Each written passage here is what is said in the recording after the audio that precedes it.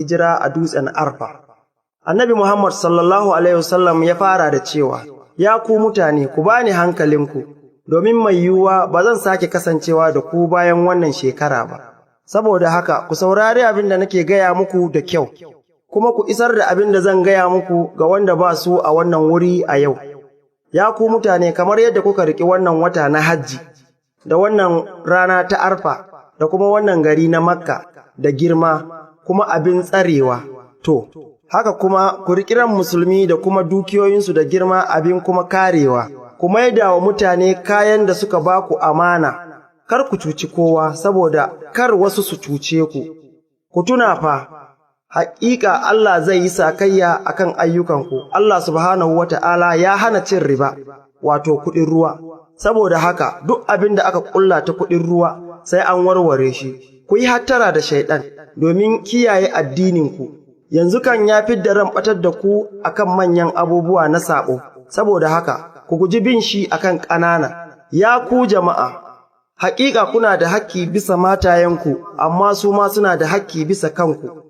To hakkinsu ne a kanku ku ciyar da su, kuma ku tufatar da su, kan jin ƙai, kuma ku bi da su kyakkyawan biyarwa, kuma ku tausasa musu domin su majibantan al'amuranku ne, kuma mataimakanku haƙƙi ne a kansu da kar su abota da duk wanda ba ku so, kuma su nisanci zina.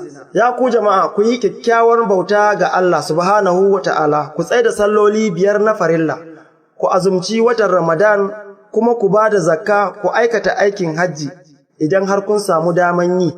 Ku sani fa, kowane musulmi ɗan uwan musulmi ne, dukkan ku daidai kuke, ba wanda yake da fifiko a saman wani sai wajen tsoron Allah da aikata kyawawan ayyuka.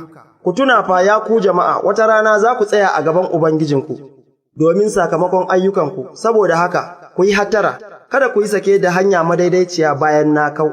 Ya ku jama'a, ba wani annabi ko manzo da zai zo bayana, kuma babu wani addini da zai zo bayan addinin Musulunci, saboda haka, ku yi tunani sosai akan wannan magana da na gaya muku, kuma ku fahimce ta sosai. Zan bar muku abubuwa guda biyu, Alkur'ani ga kuma sunna.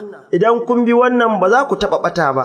Duk wanda ya ji wannan saƙo to ya jiyar da waɗansu, su ma su jiyar da wasunsu, kuma sau da yawa wanda za su ji magana daga ƙarshe su fi masu ji na yanzu fahimtar abin da nake faɗa. Ya Allah, ka zamo shaida a gare ni cewa na isar da aikenka zuwa ga bayinka.